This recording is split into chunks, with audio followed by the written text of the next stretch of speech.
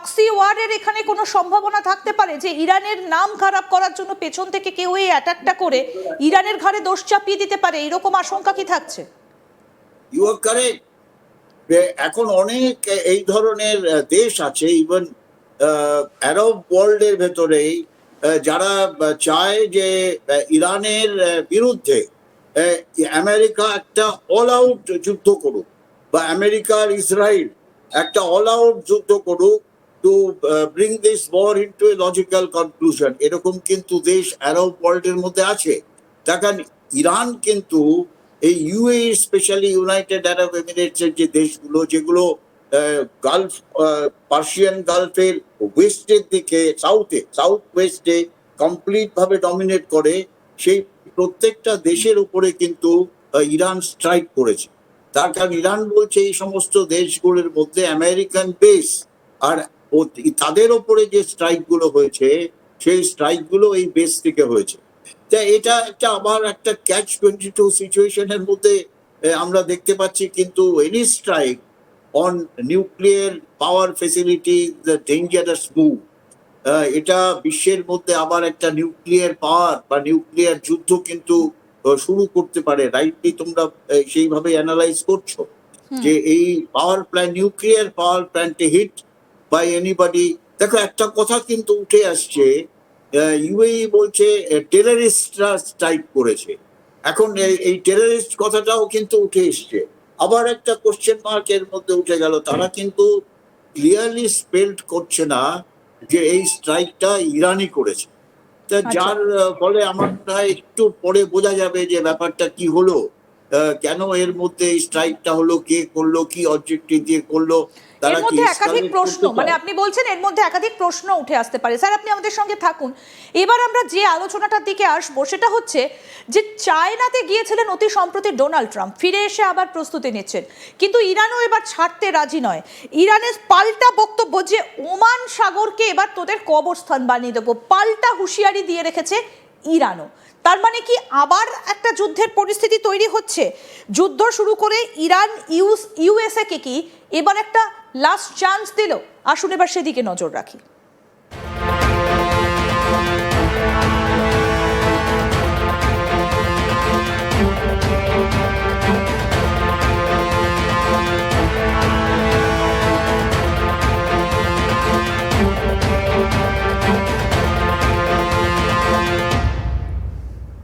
ইতিমধ্যে আমরা জানি যে পরিস্থিতি বেশ অন্য একটা দিকে টার্ন নিয়েছে।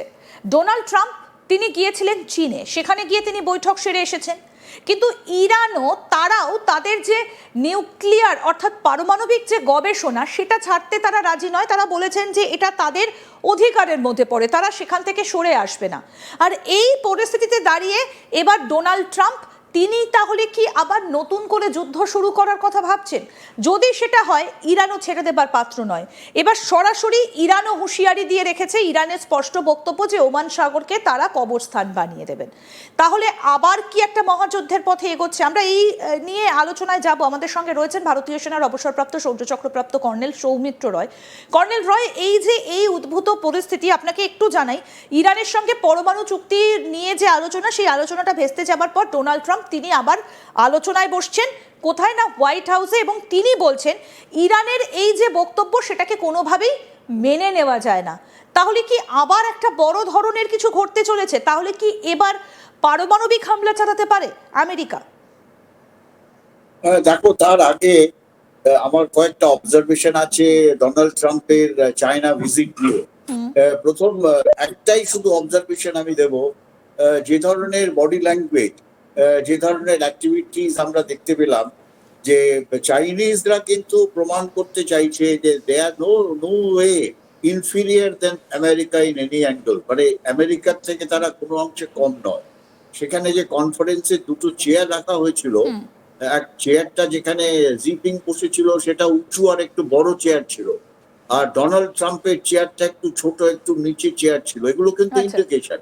আর লাস্ট ইন্ডিকেশন দেখলাম যখন পুরো US delegation including Donald Trump, তারা ইউএস নাম্বার 1 এয়ারক্রাফটে যারা বোর্ড করছে, চাইনিজরা যে সমস্ত উপঢৌকন সে ছোট হোক, বড় হোক, ইম্পর্টেন্ট হোক, দামি হোক, বেদামি হোক, সমস্ত উপঢৌকনগুলো ওই স্টেয়ার্স এর নিচে একটা বড় ডাস্টবিন রাখা ছিল, সেই ডাস্টবিনের মধ্যে ফেলে দিয়েছে।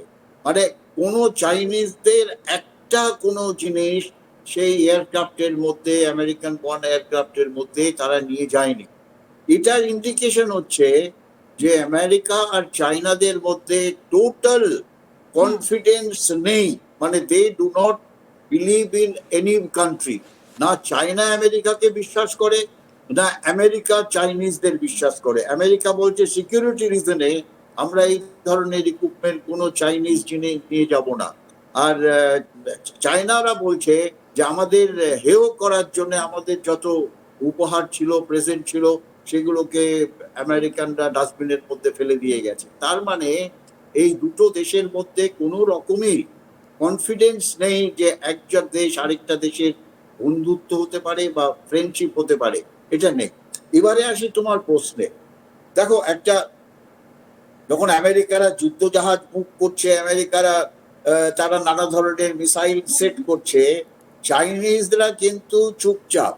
তারা মেইন জিনিস যেটা করেছে সেটা হচ্ছে সেলেস্ট্রিয়াল নানা ধরনের স্যাটেলাইট, স্পাই স্যাটেলাইট, তারা সমস্ত যুদ্ধক্ষেত্রের ওপরে তারা সেখানে এইভাবে মুভমেন্ট করছিল যেটা আমেরিকা যারা ধরতে না পারে।